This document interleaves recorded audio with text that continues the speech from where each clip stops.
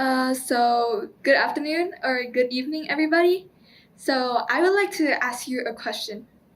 When you look at this, what do you think it is? This doesn't really look like anything spectacular, right? It might be just a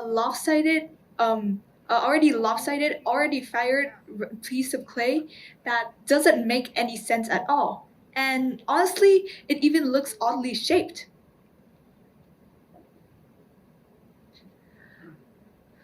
That day in a pottery course that I was running for autistic children, I asked, I raised this up and I asked, who would like to make something like this?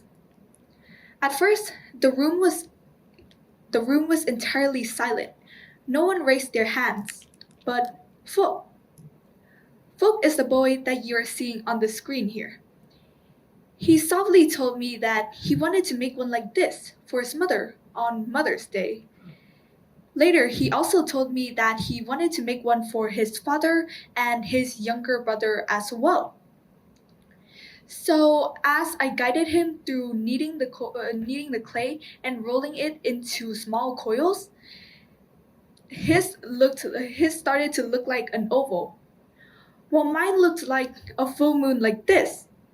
His was a completely different shape, and the more he tried to fix it, the more it shifted from symmetry.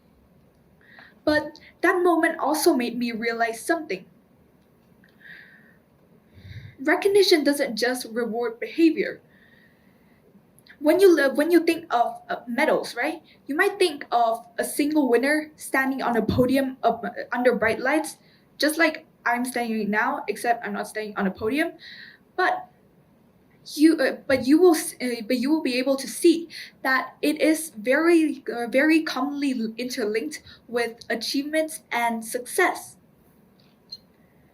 But worse, but this is actually a problem because in a society where in a society that values achievements and success above all else, and it utilizes comparison to compare you to others constantly,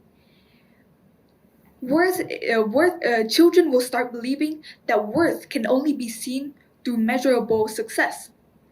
For example, in your school, when they give you out certificates for being a very good student, right? When you have good grades, A stars in everything, the children will start to see that intelligence equals your worth. If you're an athlete, for example, who runs track, and they only give out medals for top 1, top 2, top 3, fastest, right? You will be able to see that speed or ability equals worth. And finally, when everyone in the school only crowds around the most popular people, children will also start to believe that visibility also equals your worth.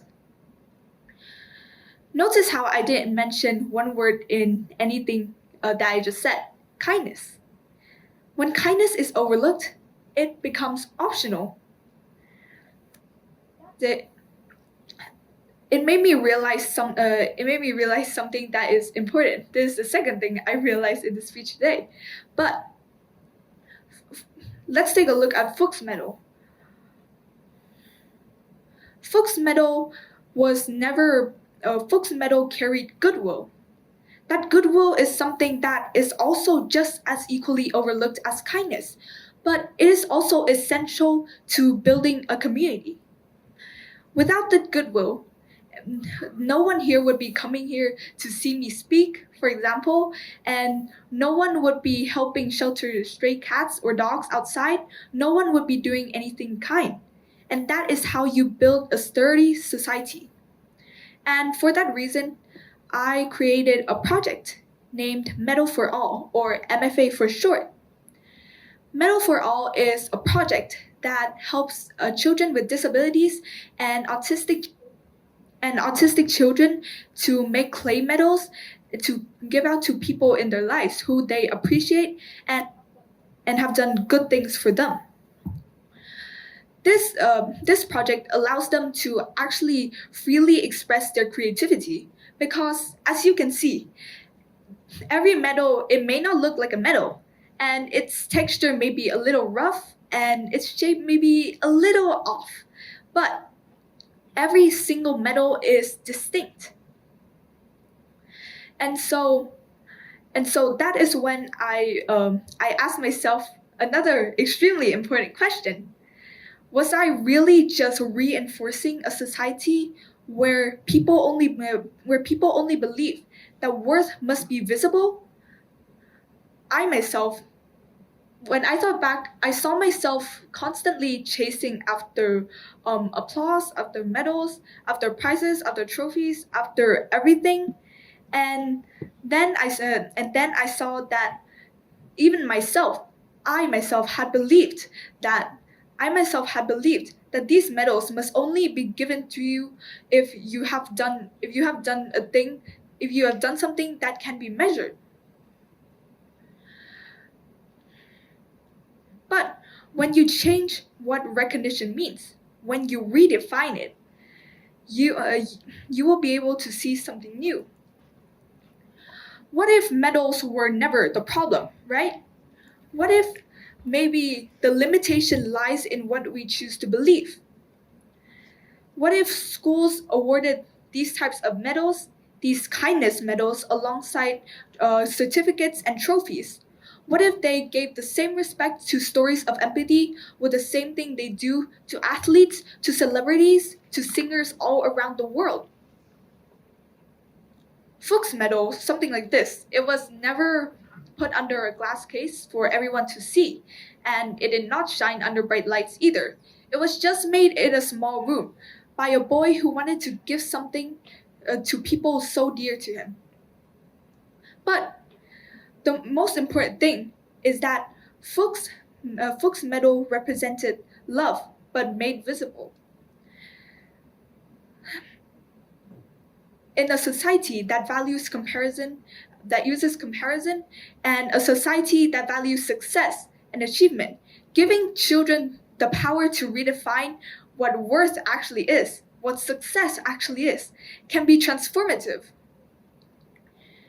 And when you teach them how to recognize kindness like these and acts of care from not just people all around from not just the people around them who they see every day, but also people all around the world, even from the ones they least expected. This is when you teach them to recognize it, they will in turn be able to learn to practice it. And so if we are able to honor kindness, if we are able to honor empathy the way we do with everything else, we might just yet be able to build a society that we may just yet be able to build a generation that believes compassion equals celebration, and we will be able to build a society that values not just success, not just wealth, not just popularity, but empathy and kindness above all else. Thank you for listening.